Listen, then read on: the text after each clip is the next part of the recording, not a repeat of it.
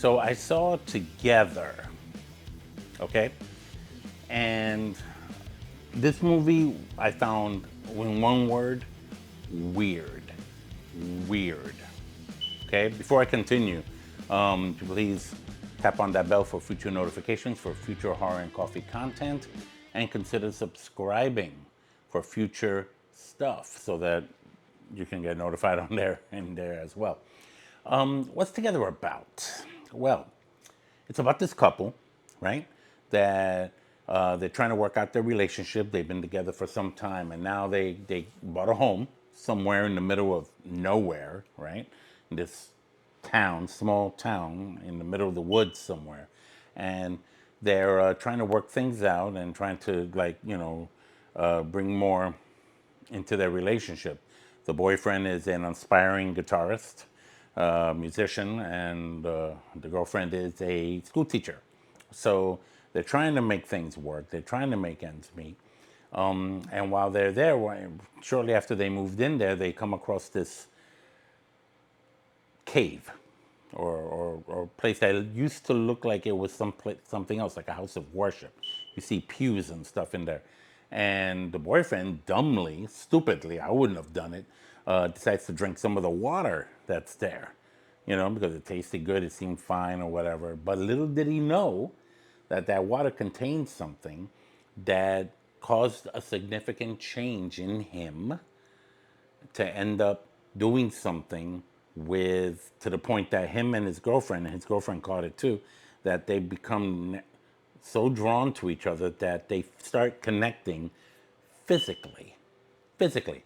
Not mentally, not emotionally, physically. That's what's weird about this thing. You see a bit of it in the very beginning of the movie regarding two dogs that drank from that water. And you kind of see something, I don't want to give away too much, but there's a lot of images in this movie that reminded me of The Thing. John Carpenter's The Thing. You know how it's a creature, but it's like a whole bunch of creatures in one. They eventually start realizing that the further they try to disconnect from each other, the more physically they're drawn to each other. To the point that when they connect physically, they start meshing physically into one physical life form, if you could say it like that. And you're like, what is going on? Like, where did this come from? Who drank that? Or what's that water about? Where did that water come from? Now, later on in the movie, you get little glimpses of what this is about. The school teacher, the girl, she has a coworker who is very familiar with the history of the town, and in more ways than one, kind of like fills her in on things regarding a cult that had these ceremonies in that particular church or place of worship that became that cave. And it involved not just uniting people in marriage, not only united them in marriage emotionally, spiritually, but physically, literally physically. And it's weird, That's the best description I can have of it.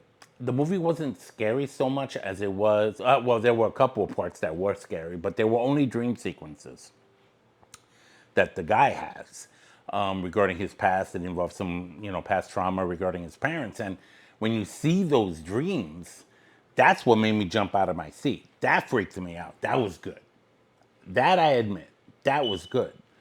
But aside from that, the rest of it was just straight up strange. I mean, it was a unique angle, I have to admit, but it's not something that gelled with me quite right, in the sense of, they could have gone in different directions with this story that could have made it better. I'm not claiming to be an expert story maker or storyteller or all of that. I just wish it kind of gone in a different direction towards the end.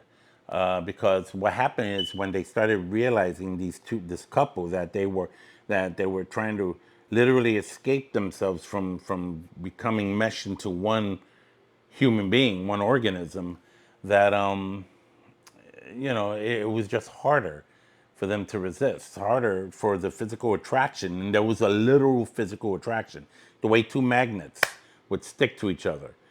Basically, this film is a crazy look at what codependency can look like in a literal form, in a crazy literal form. You know, if you understand the dynamics of a codependent couple or person or persons, this movie kind of plays well into that in the most extreme, imaginative level you can think of. And for that, I give the movie its kudos for its creativity in the story, but it's not a story that I would watch again. It's not a movie I would dare watch. Not dare, but it's not a movie I would watch again. You know, I found it weird. I walked out of there like, okay, that was strange, but it's not exactly a keeper for me. I'm gonna give Together 2.5 coffee cups. It's not often I do a half. And the only reason the half is there is because of the dream sequences that are in this movie. Those were better than the actual thing that was happening to them, in my opinion. That was freaky. If there was something more based on things that was happening like that to them, then I would be more on board with how good this movie was. I think this movie had the creative idea, but lacked the scare factor that many people would have undoubtedly enjoyed more. You know, as long as it gelled more with the plot. Let me know what you think of Together, okay?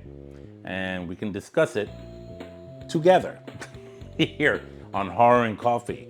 So again, until next time, this is Ralph Perez, Horror and Coffee, and I hope your day is blessed. Take care.